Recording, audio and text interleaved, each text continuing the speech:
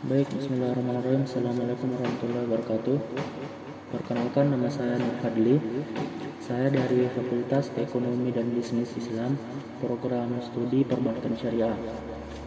Adapun dalam video ini, saya akan memaparkan kembali materi yang telah dibawakan oleh kelompok 2, yaitu etika bisnis dan tanggung jawab sosial. Adapun dari etika bisnis, yaitu suatu rangkaian prinsip yang harus diikuti apabila melakukan bisnis dalam lingkup bisnis. Adapun tanggung jawab sosial adalah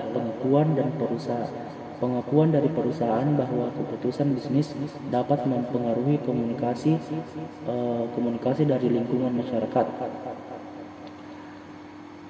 Menjalankan bisnis komunikasi terhadap lingkungan masyarakat.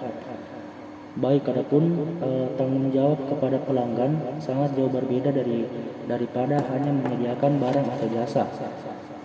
Selanjutnya, adapun 3 cara menjamin tanggung jawab sosial terhadap para pelanggan meliputi: yang pertama, cipta kode etik; yang kedua, memantau keluhan dari karyawan; yang ketiga, memantau keluhan dari pelanggan; yang ketiga, umpan balik terhadap pelanggan. Adapun 3 tips di atas bisa kita terapkan agar supaya pelanggan bisa merasakan kepuasan terhadap pelayanan yang kita lakukan terhadap pelanggan tersebut.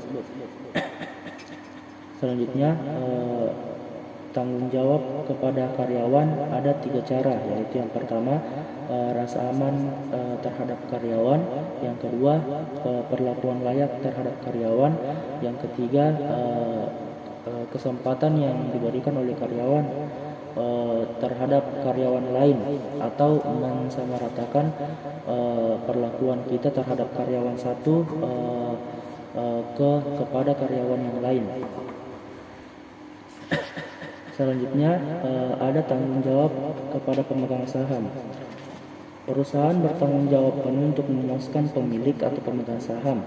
Adapun cara perusahaan meyakinkan tanggung jawab, yang pertama, ada manajer perusahaan memonitor keputusan perusahaan untuk meyakinkan bahwa mereka membuat untuk kepentingan pemilik. Yang kedua, ada gaji karyawan dikaitkan dengan kinerja perusahaan. Dalam hal ini, karyawan tinggal memfokuskan pada memaksimalkan nilai perusahaan. Selanjutnya, ada tanggung jawab kepada kreditor. Jika perusahaan mengalami masalah keuangan dan tidak dapat memenuhi kewajibannya, harus memberitahu pada kreditor. Biasanya kreditor bersedia memperpanjang jatuh tempo pembayaran serta memberi advies dalam mengatasi masalah keuangan. Selanjutnya, ada tanggung jawab kepada lingkungan. Proses produksi yang digunakan perusahaan juga produksi yang dihasilkan dapat mencemari atau merusak lingkungan, misalnya polusi udara atau CO2 yang berbahaya bagi masyarakat, dan polusi tanah akibat sampah atau limbah beracun yang mengakibatkan tanah tidak atraktif dan tidak berguna untuk keperluan lain seperti pertanian. Selanjutnya, ada tanggung jawab kepada komunikasi. Apabila perusahaan membangun suatu basis komunikasi, mereka menjadi bagian dari komunitas. Perusahaan menunjukkan kepeduliannya terhadap komunitas dengan mensponsori event lokal atau memberi donasi kepada kelompok sosial lokal. Misal, suatu bank memberikan kredit lunak kepada masyarakat sekitarnya yang berpenghasilan rendah dan kepada komunikasi minoritas. Atau beberapa perusahaan besar memberi donasi kepada universitas terkemuka. Mungkin itu saja pemaparan dari saya. Lebih dari kurangnya mohon dimaafkan. Wabillahi taufiq wal hidayah. Assalamualaikum warahmatullahi wabarakatuh.